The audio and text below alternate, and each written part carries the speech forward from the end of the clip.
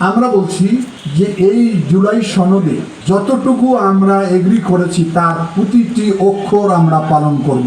তো আমরা হয়তো এই ব্যাপারে একটা আপত্তি জানিয়েছি, ওটা নোট অফ ডিসেন্ট আছে। অন্য দলগুলো কিছু কিছু নোট অফ ডিসেন্ট দিয়েছে। সর্বশেষ প্রত্যেকটা কলমে লেখা আছে আগামী নির্বাচনে জনগণের ম্যান্ডেট প্রাপ্ত হয়ে যে দল ক্ষমতায় যাবে তারা তাদের নোট অফ ডিসেন্ট সহ সংবিধান সংশোধন করবে। একদম পরিষ্কার, ক্লিয়ার কাট। আমরা তো এখান থেকে সরে যাইনি। আমরা বলছি যে এই জুলাই সনদে যতটুকু আমরা এগ্রি করেছি তার প্রতিটি অক্ষর আমরা পালন করব। আরেকটি রাজনৈতিক দলের পদ্মা সেতু, মেট্রো রেল এবং এলিভেটেড এক্সপ্রেসওয়ে নির্মাণের গর্বিত অংশীদার বসুন্ধরা সিমেন্ট। কর্মসূচি বা আদর্শ আমার রাজনৈতিক দলের কর্মসূচি আর এক হতে পারে না। আমরা গণতান্ত্রিক শাসন ব্যবস্থাটাকে চাই,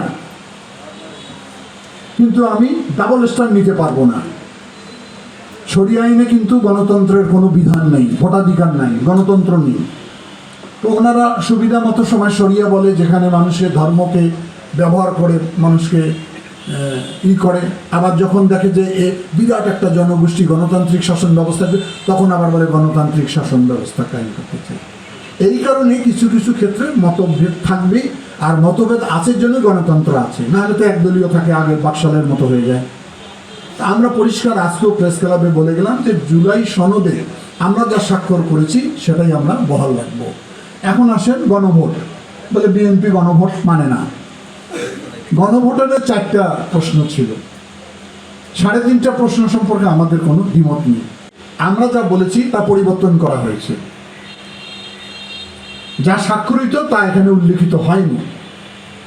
এখন মনে করেন একটা ছোট, যদি উদাহরণটা এখানে সামঞ্জস্যপূর্ণ হবে কি জানি না, আমি একটা বিয়ের অনুষ্ঠানে গেলেও বরকে আগেই ঘটকের মাধ্যমে সাব্যস্ত হলো যে 5 লক্ষ টাকা দেন মহর হবে, সেখানে গিয়ে দেখে যে 7 লক্ষ টাকা করে রাখছে। বর কি বিয়ে করতে চাবে না ওইটা নিয়ে প্রতিবাদ করবে? সে খুব প্রতিবাদ করবে। আমরা বললাম যে আমরা যে 4টা শর্ত নিয়ে স্বাক্ষর করলাম সেটা পরিবর্তন হলো কেন? এই কেনটা বুঝতে পারছে না। গহরও আমাদের বিরুদ্ধে অভিযোগ দিচ্ছে যে আমরা জুলাই সনদ মানি না, গণভোটের রায়কে আমরা মানি না।